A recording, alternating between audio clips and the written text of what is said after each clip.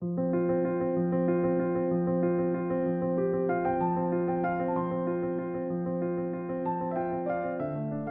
To +1 political science online video class. എല്ലാവർക്കും +1 political science online video ക്ലാസ്സിലേക്ക് സ്വാഗതം.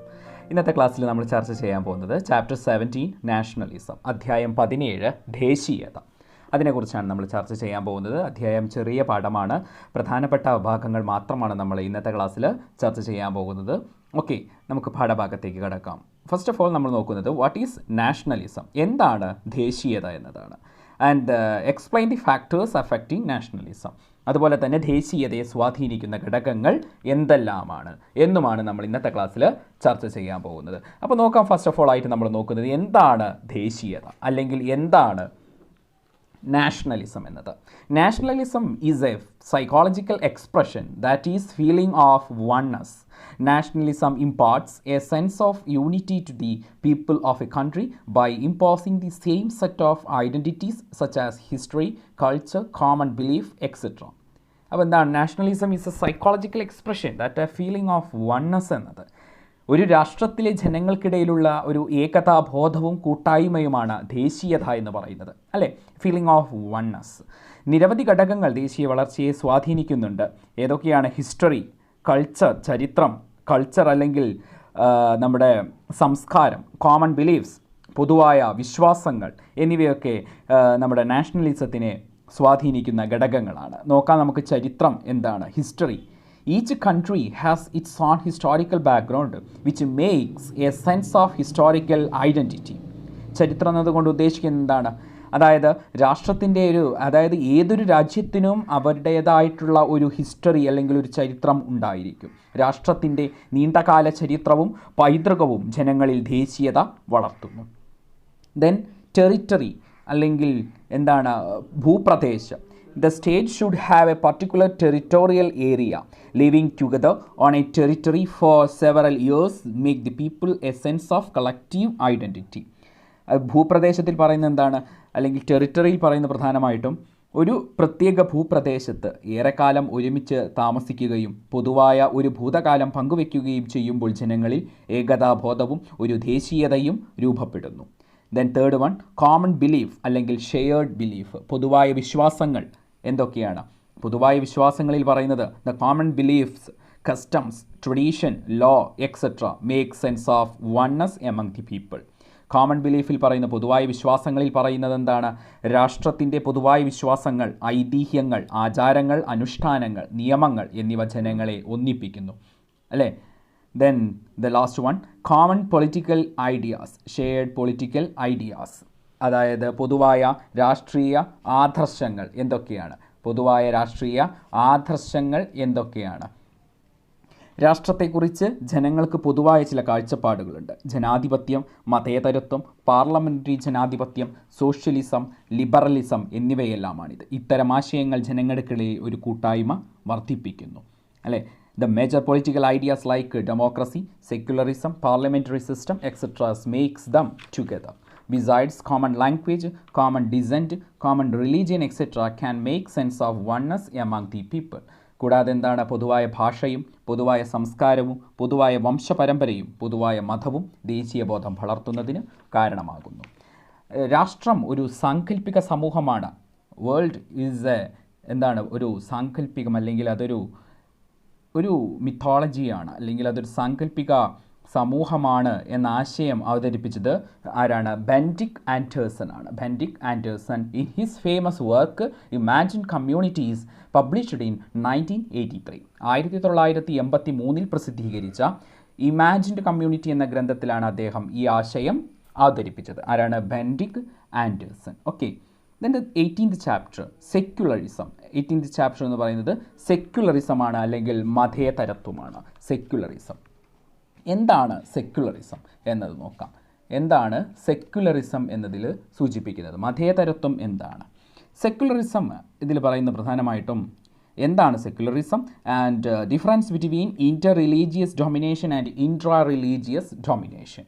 മതേതരത്വം എന്ന സങ്കല്പം എന്താണെന്നും അതുപോലെ തന്നെ എന്താണ് ഇൻ്റർ റിലീജിയസ് ഡൊമിനേഷൻ, അന്തർ മത മേധാവിത്വവും അതുപോലെ തന്നെ ഇൻട്രാ റിലീജിയസ് ഡൊമിനേഷൻ, ആന്തരിക മത മേധാവിത്വം എന്താണ് നോക്കാം. First one, inter religious domination.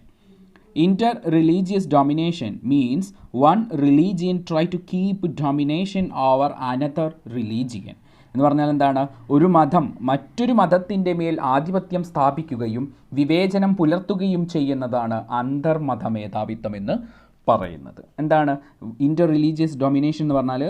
One religion try to keep domination over another religion. Okay, ഒരു മതം മറ്റൊരു മതത്തിൻ്റെ മേൽ ആധിപത്യം സ്ഥാപിക്കുന്നു. For instance, several thousands of Hindus Kashmiri Pandits have been enforced to leave their home in their Kashmiri Valley. Okay, മിക്ക രാജ്യങ്ങളിൽ എന്തുണ്ട്? മതന്യൂനപക്ഷങ്ങൾ ഇത്തരത്തിലുള്ള പ്രശ്നങ്ങൾ നേരിടുന്നുണ്ട്. പ്രധാനമായിട്ടും കാശ്മീർ ജനതകളൊക്കെ ഇത്തരത്തിലുള്ള പ്രശ്നങ്ങളൊക്കെ നേരിടുന്നതായിട്ട് പറയുന്നുണ്ട്. ഓക്കെ, മതേതരത്വം എന്ന സങ്കല്പം ആദ്യമായിട്ട് ഉപയോഗിച്ചത്, മതേതരത്വം എന്നൊരു സങ്കല്പം, ഒരു കൺസെപ്റ്റ് ആദ്യമായിട്ട് ഉപയോഗിച്ചത് 1851 ഒരു ബ്രിട്ടീഷ് എഴുത്തുകാരനായിട്ടുള്ള ജോർജ് ഹോളിയോക്കാണ്. ഓക്കെ, എന്നാണ് ആരാണ്? 1851 ബ്രിട്ടീഷ് എഴുത്തുകാരനായ ബ്രിട്ടീഷ് റൈറ്ററായിട്ടുള്ള ജോർജ് ഹോളിയോക്കാണ് മതേതരത്വം എന്നൊരു വേർഡ് ആദ്യമായിട്ട് ഉപയോഗിക്കുന്നത്. The next one, intra religious domination. ആന്തരിക മത മേധാവിത്വം. എന്താണ് ആന്തരിക മത മേധാവിത്വം എന്നത്? Intra-religious domination means discrimination within a religion. One religious group tries to keep domination over other group within the religion. അതായത് ആന്തരിക മത മേധാവിത്വം എന്ന് പറഞ്ഞാൽ എന്താണ്? ഒരു മതത്തിനുള്ളിലുള്ള ഒരു വിഭാഗം മറ്റൊരു വിഭാഗത്തോട് കാണിക്കുന്ന മേധാവിത്വവും വിവേചനവുമാണ് ആന്തരിക മത മേധാവിത്വം എന്നത് ഉദ്ദേശിക്കുന്നത്. For example, Dalit have been but from entering Hindu's temple. In some part of the country, Hindu women cannot enter temples.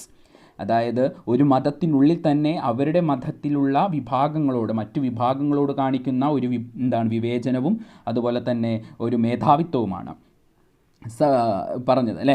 ഒരു മതത്തിനുള്ളിൽ തന്നെയുള്ള ജാതി വിവേചനവും സ്ത്രീകളോടുള്ള വിവേചനവും യാഥാസ്ഥിതിക മതമേധാവിത്വമെല്ലാം ആന്തരിക മതമേധാവിത്വത്തിനുള്ള ഉദാഹരണമാണ്. ഇൻ സം കൺട്രീസ് എന്താണ്? Hindu women's cannot enter temples and some Dalit people എന്താണ് marginalized in some areas of the states അല്ലേ.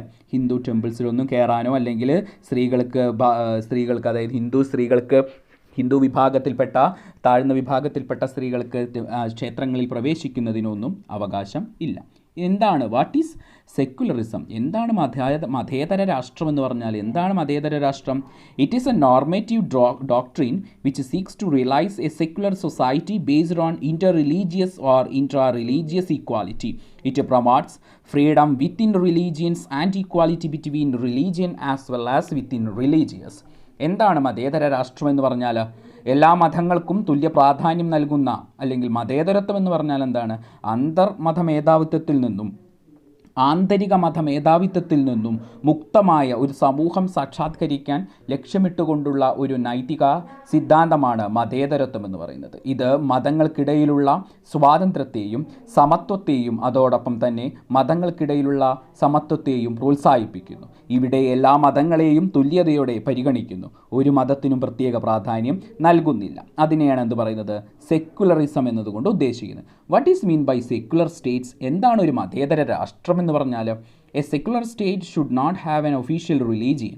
It should not make legal alliance with any religion. The essence of secularism lies in the basic principles of separation of religion for politics. Moreover, a secular state must be committed to principles and goals which are at least partially derived from non-religious sources. It should promote peace, freedom from religious oppression, discrimination, inter-religious and intra-religious equality, etc. എന്താണ് മതേതര രാഷ്ട്രം എന്ന് പറഞ്ഞാൽ? എല്ലാ മതങ്ങൾക്കും തുല്യ പ്രാധാന്യം നൽകുന്ന രാഷ്ട്രമാണ് മതേതര രാഷ്ട്രം എന്ന് പറയുന്നത്. മതേതര രാഷ്ട്രത്തിൽ ഔദ്യോഗികമായ മതം ഉണ്ടായിരിക്കില്ല.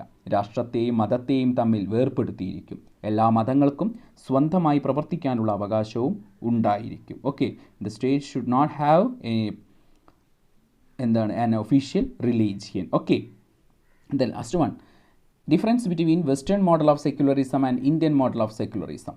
പരീക്ഷയ്ക്ക് വരുന്ന ഫോക്കസിങ് ഏരിയ പ്രധാനപ്പെട്ട ഒരു ഭാഗമാണ്. എന്താണ് difference between western model of secularism and Indian model of secularism. എന്താണ് വെസ്റ്റേൺ മോഡൽ ഓഫ് സെക്യുലറിസം എന്ന് പറഞ്ഞാൽ? എന്താണ് പാശ്ചാത്യ മാതൃക എന്ന് പറഞ്ഞാൽ? നോക്കൂ, in western model secularism is based on mutual exclusion, that is separation of states from religion. The states will not intervene the affair of religion, and in the same manner religion will not interfere in the affair of the states. Each has a separate sphere of its own with a independent jurisdiction. Nor religious classification can be basis of any public policy. Similarly, the state cannot aid any religious institution. It cannot give financial support to the educational institutions run by religious community. States never supports for religious reformation. The states never hinders the activities of religious communities as long as they are within the broad limits set by the law of the land. For example, if the particular religion forbids the entry of some of its members in the sanctum of its temple, then the states has no option. Western model of secularism അല്ലെങ്കിൽ പാശ്ചാത്യ മാതൃകയിലുള്ള മതേതരത്വം എന്നതുകൊണ്ട് ഉദ്ദേശിക്കുന്നത് എന്താണ്? പാശ്ചാത്യ മതേതരത്തെ രാഷ്ട്രവും മതവും പരസ്പരം ഇടപെടാതെ കർശനമായ അകലം പാലിക്കുന്നു. അതായത് രാഷ്ട്രം മതകാര്യങ്ങളിലോ മതം രാഷ്ട്രകാര്യങ്ങളിലോ ഇടപെടുന്നില്ല. രാഷ്ട്രത്തിൻ്റെ നിയമവ്യവസ്ഥയ്ക്കുള്ളിൽ നിന്നുകൊണ്ട് പ്രവർത്തിക്കുന്നതോളം മത സമുദായങ്ങളുടെ പ്രവർത്തനത്തെ രാഷ്ട്രം തടസ്സപ്പെടുത്തുന്നില്ല. ഉദാഹരണമായി, ഏതെങ്കിലും ഒരു മതസമൂഹം ചില അംഗങ്ങളെ ക്ഷേത്രത്തിൽ പ്രവേശിക്കുന്നതിൽ നിന്നും തടഞ്ഞാൽ രാഷ്ട്രത്തിന് ഈ വിഷയത്തിൽ ഇടപെടാതെ മാറി നിൽക്കാൻ മാത്രമേ കഴിയൂ. ഇതനുസരിച്ച് മതം എന്നത് ഒരു സ്വകാര്യ വിഷയമാണ്. ഇവിടെ വ്യക്തികൾക്കും വ്യക്തികളുടെ അവകാശങ്ങൾക്കുമാണ് പ്രാധാന്യം നൽകുന്നത്. സാമുദായിക അടിസ്ഥാനത്തിലുള്ള അവകാശങ്ങൾക്ക് പ്രാധാന്യം നൽകുന്നില്ല. മാത്രമല്ല, മതപരിഷ്കരണത്തെ രാഷ്ട്രം പിന്തുണയ്ക്കുകയോ മതസ്ഥാപനങ്ങൾക്ക് സാമ്പത്തികമായ സഹായം നൽകുകയോ ചെയ്യുന്നില്ല. Then Indian model of secularism എന്താണ്? Indian model of secularism is fundamentally different from Western secularism.